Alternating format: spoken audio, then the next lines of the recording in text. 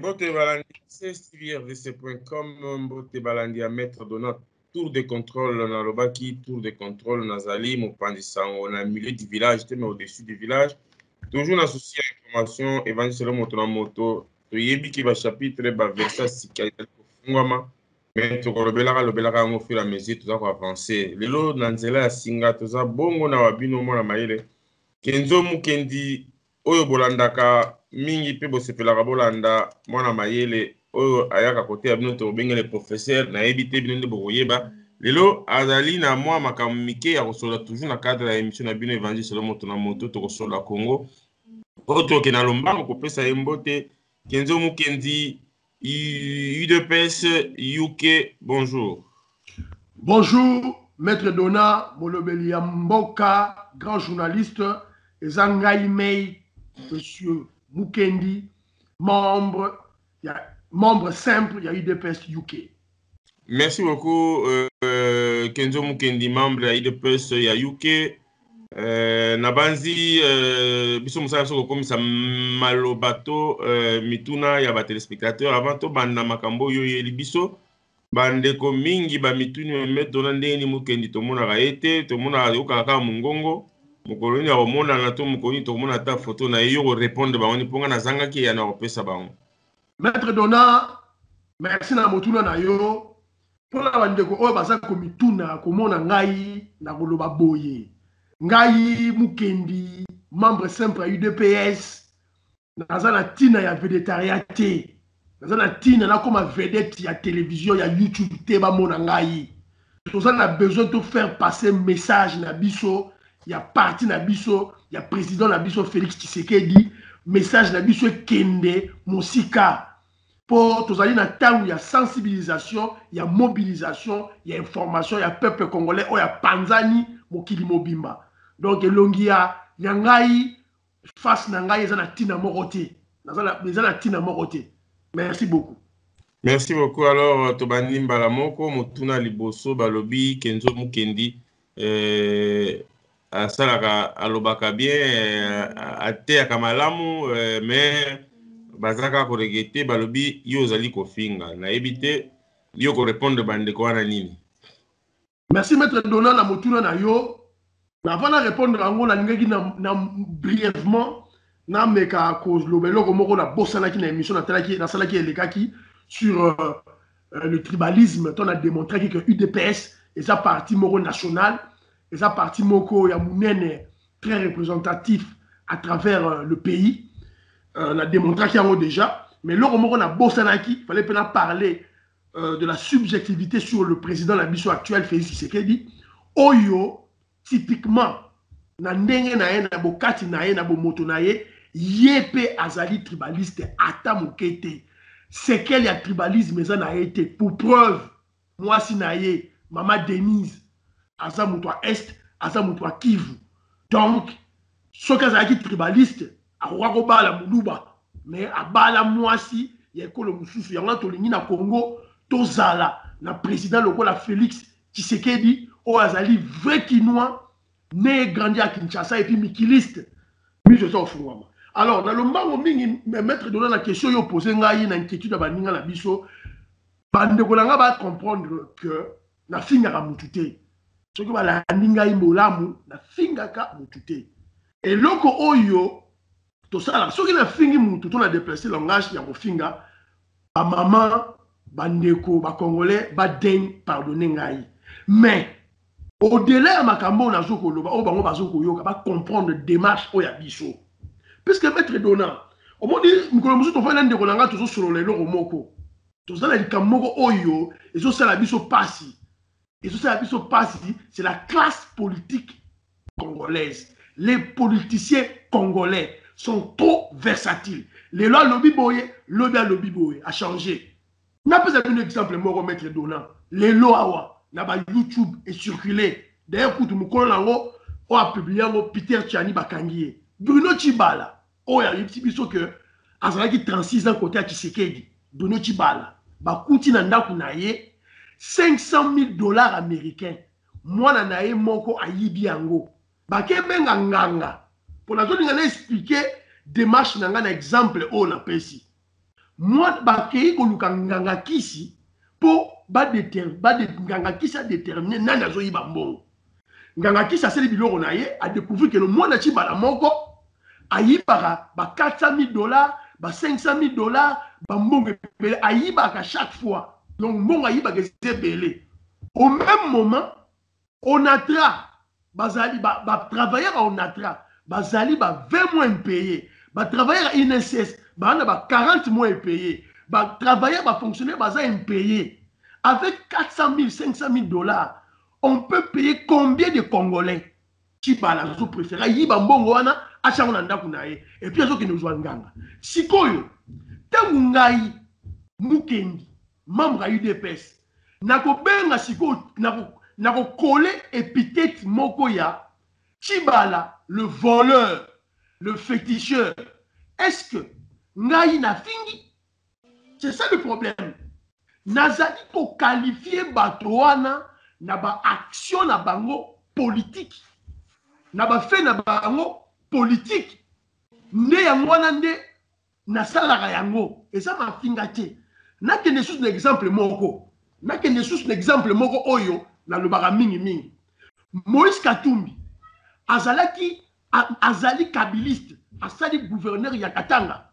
Ayibi mbongo na Katanga.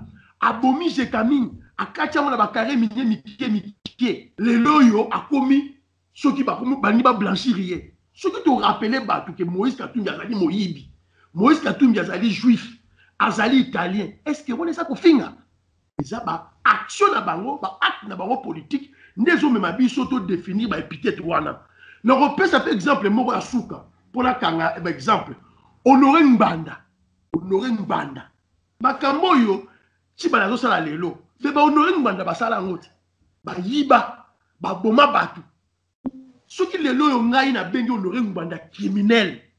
Honoré Mbanda terminator, voleur. Yo binga na fingi te. Na lobby, na collé épithète na bango pour na ko démontrer ba acte politique na bango. Wale za ko finga te. Boke chunda finga ka batu, tala libumu, tala misu, tala boye. Biso to finga ka biloko wana te. Biso to tchaka épithète oyo ezo ko concorder na ba acte, na ba action politique oyo ba politicien bazo sala na mboka la biso. Pourquoi tozali ko sala yango? Puisque tozali na problématique moko oyo ezali na Congo pour le moment. La problématique de la réforme, le renouvellement de l'éducation de la classe politique. Quelle est l'attitude? Quelle est l'attitude? C'est ça la problématique. Attitude nini, peuple congolais, il faut afficher face à des politiciens. Pour nini? Pour les loyaux, bilo boya mingwanda, Honoré Ngwanda, boyambiye, bo sanctifié, a komi kitoko. Nzoka Ngwanda, abandeki kosala musala oyo, Kalev, azo sala lelo, azo boma batu, pour la Kabila. Sikote ou bilo boyambi Ngwanda. Mais message ni bozo pesa na Kalev, oya ane. Bozo pesa message que, yo pe boma na yo, yiba na yo, supporter dictature, supporter Kabila. Tant Kabila okima, yo pe roya, na poto, to yamba yo, to pardonner yo, et puis, on crée peu à pardonner na yo, to yamba yo. Yango na biso, to créer démarche à sika. Démarche na biso, ezali démarche moko pédagogique. Démarche na biso wana, ezo vanda, pona, qu'on mettre sur chantier une philosophie de combat qui se base sur la fermeté, la dureté, l'extrémité et la profondeur des termes se basant sur les actions politiques des politiciens. Donc, ceux qui sont politiciens, au yibi, au bomi, au soutenir Moutamabe, biso sikoyo, génération sacrifiée, oyo, to père de Maramoutou, to yo en exil, to pardonnera yo jamais. Timo qui est aussi là, to rappeler peuple congolais que Moutouana za muyibi, Moutouana za assassin, Moutouana za criminel. Soki totali kombo na yo, tozi ba épithète wana, to ba qualification wana, to coller yo. Pour peuple congolais, pas une toto sala ne wana, to sala ne wana puisque peuple na biso peut to sala étude na ye. Le peuple congolais c'est un peuple vaillant, peuple makasi, mais peuple en azali amnésique. Peuple na biso a bossa na ye.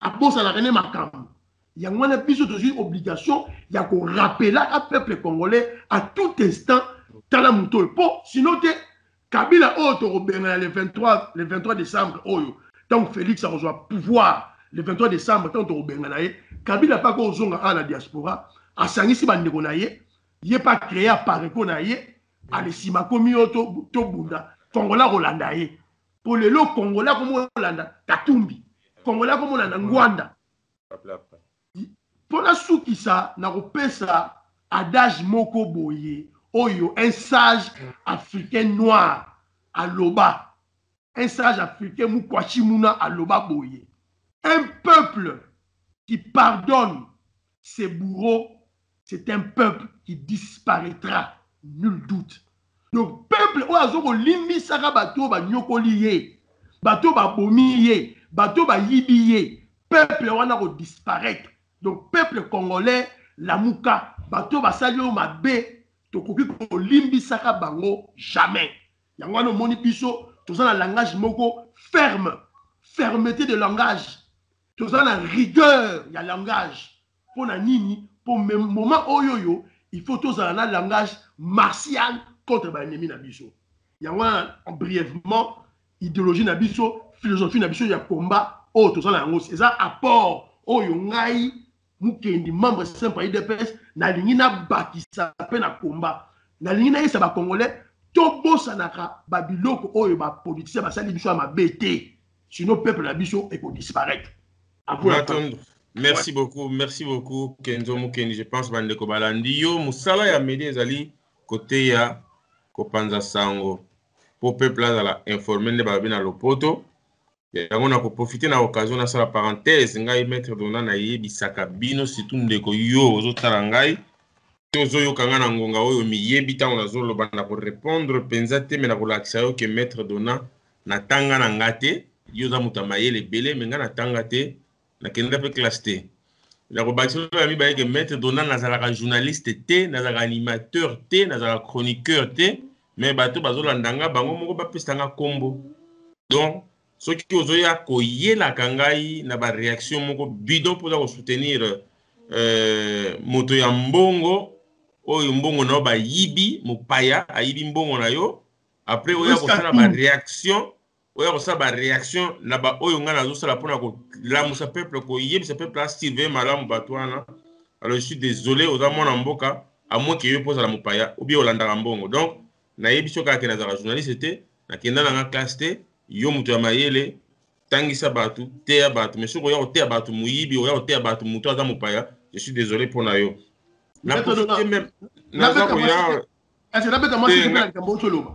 émission eza ya ngai émission eza ya ngai limbisa ngai na kotika donc voilà nazonga nasala parenthèse na likambo ndeko Kenzo auti koloba bandeko balandi ya CSTV RDC bandeko balandi ya maître Dona na kati ya émission na bino évangile moto na moto ndeko alobi likambo ya tribalisme nangi nabeta sete moke nayebi bato mingi bafinga famille Tshisekedi bafinga baluba batribaliste bafinga Tshisekedi tribaliste mais eloko moko na korepete kaka na bao bayebi te pauvre Etienne Tshisekedi wa Mulumba boyebi bomonaka bana oyo aboti nyonso wana ya mibali ebele ya bangambe na kati na bango kobanda na mwana liboso ya mobali tina suka ya mobali moto abala moluba aza te bokosetone te parce que boyebi ke baluba balingaka baluba babalisaka bana na bango na baluba me kobanda mwana liboso ya mobali ya Etienne Tshisekedi tina ya suka ya mobali moto abali moluba aza te alors tribalisme moto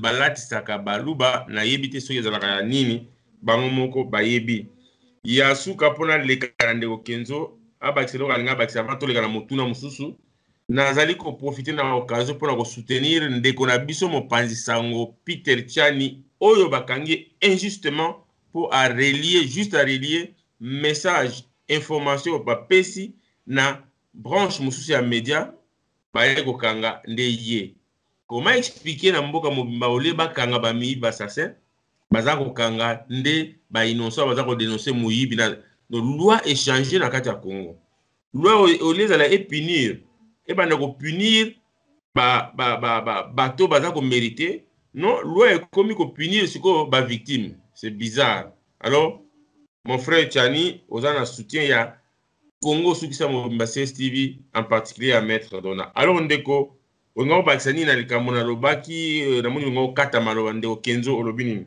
Maître Dona, un sage africain moko aloba, Bukwachimuna kaka, aloba boye. La fin justifie les moyens. Maître Dona, okoki kondimate na bilili olobake yotanga te, yotanga, ngala yebi yotanga. Bayebaka mutu atanga na bizaleli na ye. Bayebaka mutu atanga na makambo azosala. Eloko nini azoko fournir na population. Eza ba diplôme te, eza ba papier te, eza ba titre te. Eza nini yo zali ko fournir na population. Yo tanga, oza intellectuel, oza mutu mayele. Balobeza mboka yo. Merci beaucoup Ndeo Kenzo pour compléter. Alors toleki susu na motuna toyebi ke na mbala eleki to pe mikolo eleki na mobulu to mbutu oyo Moïse Katumbi atindaki bato ya pesaka mbongo aliesaka futilaka bandako bafinga pas seulement ko critiquer politique ya IDPS na président na bango mais kokota na vie privée ya famille ya munene pour toucher na corps ya président élu Tshisekedi wa Mulumba. Je me rappelle que olobaka ndeko Daniel Safa bengaka yo aswanisa yo makasi mais toyoki lobi awa lisusu abengaki yo na ebite but ni abengelaki yo bandeko bazolanda po awa na média tobombaki eloko te il faut koloba vérité aleka asenga pardon azongi alobi non ye asengaki pardon te bato ayidi mpe basakani na ye yo mpe même chose alekaka afingi yo alobi akodindisa soki parti na bino ya IDPS mais lobi abengaki yo lisusu po afinga yo toyebi te bandeko bazolanda po awa tozali tour de contrôle tolinga makambo nyonso eleka polele po biso toza au-dessus du village totaka nyonso eza koleka na kati. Alors totikelo maloba nini okoloba na likambo wana? Merci beaucoup Maître Dona.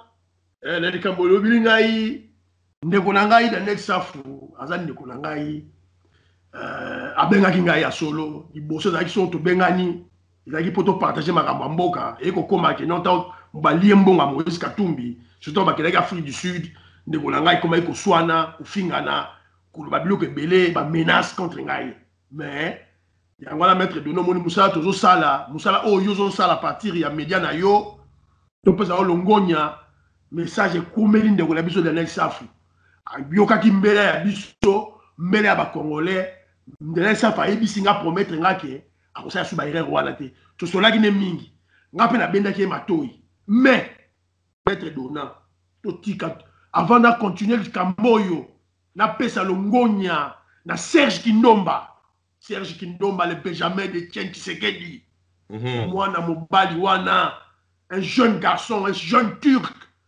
un jeune très puissant Serge Kindomba abundisi bango nyonso akweyisi le versatile le traître le corrompu Maki Mukebai lelo so bomoni ndeko na ngai Daniel Safu akweyaki na mbeba akwei na buzoba akwei na kobundisa parti oyo aye oyo yasala eza po akendaki pembeni ya un corrompu Mike Mukebai un traître un versatile makambo nyonso Serge Kindomba a dénoncé contre Mike Mukebai ezali ya solo ngai alandaka émission kiosque ya M. Kabongo je crois CSTV Mike Mukebai ayaka na badossier omona kaka babengi émission ayaka na badossier donc asala compte na ye moko po amenacer batu likambo oyo Serge Kindomba alobi ya Bahati Lukweba na Gabonais pour na dossier moko je crois ya ba ciment je crois quelque chose comme ça aleka yango et Mike Mukebai akata dossier kaka boye pla faut se dire quelque chose il y a un goût sur roche que Mike Mukebai c'était un corrompu un versatile asa bibi Mike Mukebai précurseur na ye nani a créé Mike Mukebai mutu a créé Mike Mukebai ezali Kinke Mulumba mutu a journal Le Soft Kinke Mulumba eza bato yo ya RCD Goma ya RCD ya ba Rwandais donc Mike Mukebai avanda na Rwanda aloba yango na kiosque Mike Mukebai idole na ye ezalaka Kagame Paul Kagame le criminel le génocidaire le voleur le pilleur Paul Kagame ne idole na ye soka mopesa exemple malamu azoka kaka Rwanda azoka kaka Kigali azoka kaka Paul Kagame tiju mususu kabongo asala ke émission kiosque akilikela na plateau et ça na YouTube donc azali mutu oyo typiquement Mike Mukebai azali mutu mabe nazana ndeko na ngamba o camarade na ngamba ko boza pasteur tout ça la naye ayebisa nga boyi Bukeni la Bible dit ceci: de l'abondance du cœur, la bouche parle. De l'abondance du cœur, la bouche parle. Donc, si on dit moutazo loba, surtout ma maman B, yeba ke wuti na mutema na ye. Yeba ki mukeba ke aloba ga senga pardon. Torolimbi sa Mike Mukebai jamais. Et puis d'ailleurs, il n'est pas intelligent. Mike Mukebai, c'est un faux journaliste, un semi-lettré, il n'est pas intelligent. Bato bazoko bundana ye oyo bazo bibenga ba journaliste engagé to na pese exemple le quoi neti Ndeko Eliezer asala idéologie na ye abenga idéologie na ye to komi wapi. C'est une question intellectuelle et quand on a la sujet à thèse de doctorat, c'est-à-dire que à tout moment les Congolais chaque jour à tout instant doivent se poser la question: où sommes-nous? Où tozali wapi? Wana zali nani Ndeko Eliezer Daniel Safu tobanoko swala na ye ndeko na ngai muninga na ngai Daniel Safu aye na théorie na ye yango wana na bandeko tindele ba message na bageno ozo ça la théorie ya kitoko ça la théorie moko ya la réappropriation du Congo bana mboka bangi bazwa mboka na bango yo nani okopekisa bango. La réappropriation du Congo, c'est une théorie. Et quand on a le sujet à texte de doctorat, Peter Tchani ou Azali Leki na bango, aye pe na théorie na ye ya devoir de mémoire. Et quand on a le sujet à texte de doctorat, devoir de mémoire, c'est-à-dire que yon politicien, soro Leki, bazu ba bilo kono akalanyo so ba tielio. Mais na mitu na Peter Tchani, oui, je sais qu'il est en prison.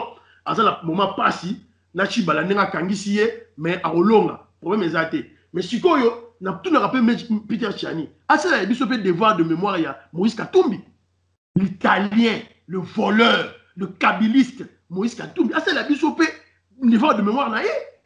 Na ba YouTube Katumbi a déclaré qu'il ne peut jamais trahir Kabila. À ça la serment, c'est ça na YouTube. À ça la serment. Kabila a na batumo ba bengaka domaine réservé. Un des membres fuyants est très important, Katumbi. On a tous la biche, ça va mascarade, ça va donc, il a démontré que Mike Mukebai, à ça il était un faux journaliste. Aya Oloba que no yé, a que nous critiquer acte Oyo Etienne Tshisekedi a sali. Etienne Tshisekedi le premier docteur en droit. Moutomayele, yé Mike Mukebai avec sa caboche de moineau, Aloba que a critiqué. Et d'ailleurs, moment où tous allés, est-ce que c'est le moment où il a critiqué? Moment où tous allés, c'est un moment où critiquer biloko ba œuvre ya Etienne Tshisekedi asala. Yango nazo benda matoyina Israël Mutombo. Émission na yo za makasi za bien, boso na politique za émission moko kitoko malamu. Mais keba na ko kotsa ko losa la propagande ya Mike Mukebai. Peuple congolais ko voter été. Azole gazolo bakeno na lukunga akobattre Mova Sakanya. Mova Sakanya na yé Mike Mukebai ba ndenge moko. Les choses de même plumage. C'est la même chose. Donc, yon Mike Mukebai na lukunga bako voter yo te. Bako voter même Mova Sakanya te. Bako voter candidat ya UDPS. Na lukunga. Candidat ya UDPS yele bako voter. Donc, azoya na ba théorie moko ezanga tina. Oh, j'ai le droit de critiquer la démocratie, l'état de droit, le combat de l'UDPS, j'ai le droit de critiquer l'UDPS. Mais est-ce que c'est le moment opportun de critiquer ma thèse Etienne Tshisekedi à ça? Est-ce que c'est le moment? Et pourtant, quand Félix Alobi, avec ou sans la machine à voter, token élection, yo Mike Mukebai au leka na ba émission na kiosque au salayango au loba avant Félix. Mais comment se fait-il qu'on doit soutenir l'idée? Oh, c'est l'idée naïo. Un corrompu. Mike Mukebai, c'est un corrompu traître. Na bendi dans l'Est Matoyi. Désengage-toi de ce voyou qui est Mike Mukebai. désengage-toi de ce traître qui est Mike Moukeba. Mike Moukeba a soutenu un versatile, un faux politicien. Kinke Moulumba a soutenu un Mozito a soutenu un Siko Yaki Nakatumbi. Bato ba yiba. Yaki Naka côté ba yiba. Vital Kamere. Na Kamere. Bato ba yiba. Bato ba ça versatile. Siko yibi sangai. Qui journalisme est un engagement et un journalisme. Ça est wapi. Mike Moukeba, il nous de l'UDPS pour pardonner yote. Nazoko benda ndekonanga Daniel Safu. Oui, au salaki mabe, au leki au sala tribalisme na kati. Mais mon frère, on m'a dit colère et habienté. Daniel Safu, colère et habienté. Pour Daniel Safuana, pour l'informer Batubaye Bake non, il a un sang louba en lui. Il a un sang louba en lui. Daniel Safu. Azap Azana parti morable qui moulouba la kati naye. Daniel Safu. Mais baso mbongo esombi qui parti wana nyonso. Voilà. Mbongo Katumbi. Voilà. Il y a un moment donné, la raison. Il Daniel Safu a bundisa, il ne pèse jamais. Oui, il peut avoir des problèmes. Aïpsinga a des problèmes. Comment je dirais, parti, membre parti, cadre parti. Oui. Mais nous sommes des hommes. Pour bâtir la liste électorale na bangote, voilà. C'est ça. Voilà. Et puis, c'est que Kanda, c'est ce qu'il m'a dit. Il m'a dit que comment il va tirer la liste électorale. Et c'est que moi, je lui ai dit qu'il attend le président Félix Azonga. Au lieu de ça, là, spectacle à Sali. Mais là, on a le Daniel Safu, aux Tinois, au Timba, Liambon Wakatumbi. Liambon Wakatumbi, Liayango. C'est notre argent. Zambon on a biso, Liambon ya Yuma, Nakatumbi, c'est Yuma, c'est un étranger, Azam Yibi, un assassin kabiliste, Liambon Wakatumbi, Liayango. On a pêché hors de Liayango. Mais pour ça, la Makambazo Kolobana yote. Salomon Abasko, Salomon Escadé là, Olivier Kamitatu, ce sont des criminels économiques. Alors, Ndeko Kenzo, merci beaucoup. Toujours qu'il devait à la fin, avant de passer le Basuka, tu as juste 3 minutes, na profité na pesa mbote na Ndeko Nangai, Serge Kindomba, lobby ko trahir pe biso depo bas. Daniel Safu bayaka ka modèle yo, mais ezala pe exemple pour na yo po okuya na mbeba wana te félicitations na musala osala. Merci beaucoup na Sans Rival. Na musala bosa kitoko vraiment ils ont mon ami sur Batu. Alors et ça la passe surtout comme on a Ngambu ya Genève ndenge ndeko nangai Justin jusqu'au bout alobi ke milinga oyo toza kozela ya pembe ya openza te on dirait zo bongo na muke milinga moindo eza makambu to yebaki. Alors na ebité tozongi pano ndeko otikali juste na 2 minutes et 30 secondes sala mwa makasi okokisela biso minute wana na oyo tikali nango na mokuse. Bon, na lombango mingi na olobaka à mettre dona na beta batu matoyi vidéo moko zo circuler déjà ya année Kabila ja boaki na batu ne boaki vidéo moko boye bazo lakisa batu o machine à voter bazo année ba lakisa tricherie ya machine à voter eza année eza Kabila na tie vidéo wana na YouTube eza kaka po ba ke na stratégie na bango congolais peut atomboka contre machine à voter pour élection ça les matières congolais idéologie za moko. Président Félix Tshisekedi, le leader de tous les Congolais, leader ya Ngwanda, leader ya Bemba, leader ya Batutu, ma Congolais tout, à ça lobby déjà, avec ou sans la machine, avec ou sans candidat commun, élection le 23 décembre 2018, Kabila Libanda, Bande Konangaï, Ozokanga, fraude électorale, bozokanga ba fraude massive, bozokanga ba trop sur les élections. Mais Congolais sont bossés na trop. Congolais peuple amnésique sont bossés na trop. Na 2006, na 2011 Kabila sala ba fraude na ndenge. Na 2011 Katumbi a aidé Kabila sala ba fraude massive. Katumbi oka moko yemta aidé Kabila sala ba fraude massive na Katanga. Mais yebane mon ami, Bemba mta gagné ba élection na 2006. Etienne Tshisekedi a gagné l'élection en 2011. Le vrai problème, le véritable problème, ce n'est pas les élections au Congo. Ce n'est pas la victoire aux élections contre Kabila ou contre le candidat de Kabila. Le vrai problème, c'est comment transformer le gagnant des élections Azo Imperium, a comme président du Congo. Ce domaine relève de la diplomatie. Les alliés diplomatie n'est qu'au déterminant. Félix Tshisekedi ayebi yango. Et la diplomatie wana, les alliés mingi l'administration américaine mutachaka président na Congo. Toroyeba soki diplomatie na biso simbi tote toroyeba yango. Félix Nasali Masolo. Genève wana maître Dona. Et là, on a malongé ko bimate. Et là, on a malongé ko bimakuna te. Ba 7 leaders wana, 6 leaders ba kabiliste. Jean-Pierre Bemba, Katumbi, Kamere, Matungulu, Fayulu. Bango nyonso wana on a tangi peut-être na bosani, bango tout ba kabiliste, ba sala Kabila. Et ça le quoi neti réunion ba kabiliste, mutu moko Félix aza minoritaire. Et là, on a malongé ko bimate. Soki, il y a deux hypothèses. Soit, on va décevoir le peuple congolais. On va soit Fayoulou, soit Kamere, soit Nani. Mais Soki, Félix, il y a Félix wana sous ma condition, il y a ma casse. Faut Félix a c'est la 100 000 $ na bango. Félix a c'est la bango, mongo nyonso, il va dépenser. Félix a fait c'est bango, poste. Il y a ma casse. Autant on va poste wana, et ça pour battre Félix va croque en jambe à diriger bien. Donc il y a un fait comprendre que non, pour qu'on a mis sur la Bible à Genève, Félix a Kekuna pour acheter contre mur. Félix sera Kekuna, on les a dit analyse d'anga. Pour ça Félix a été et ça Libye, sur Félix a yaka, il est un candidat commun. Il y a un Félix a qui pour assurer sa bango, acheter bango contre mur.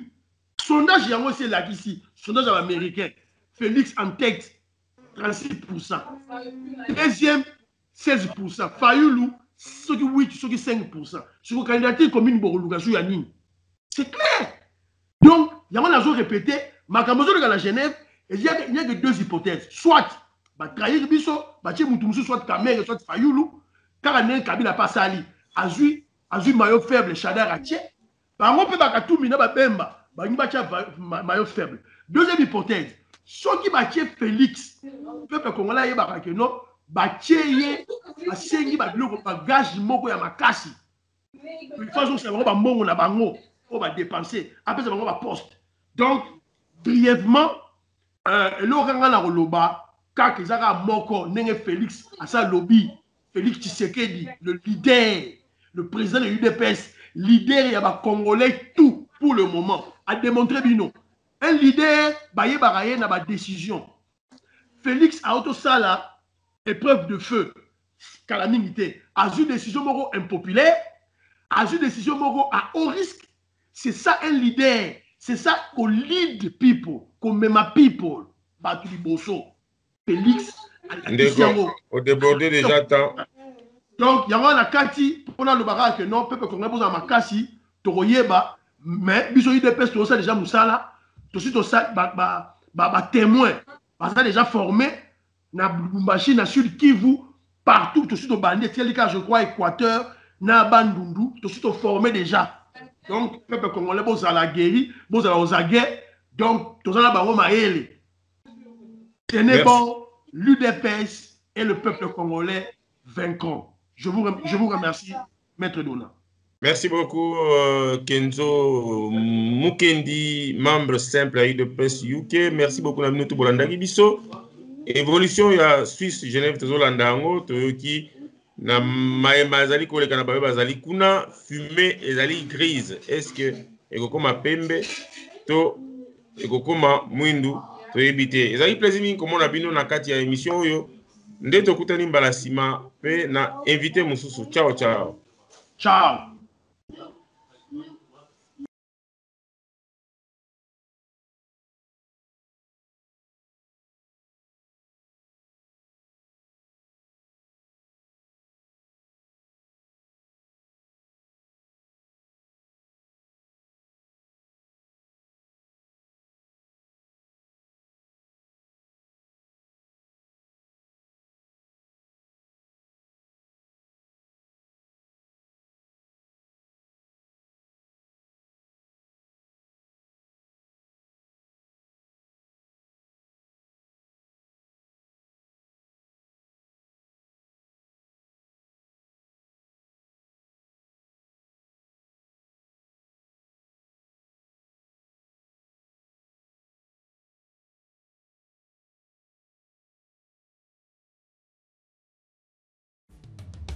merci.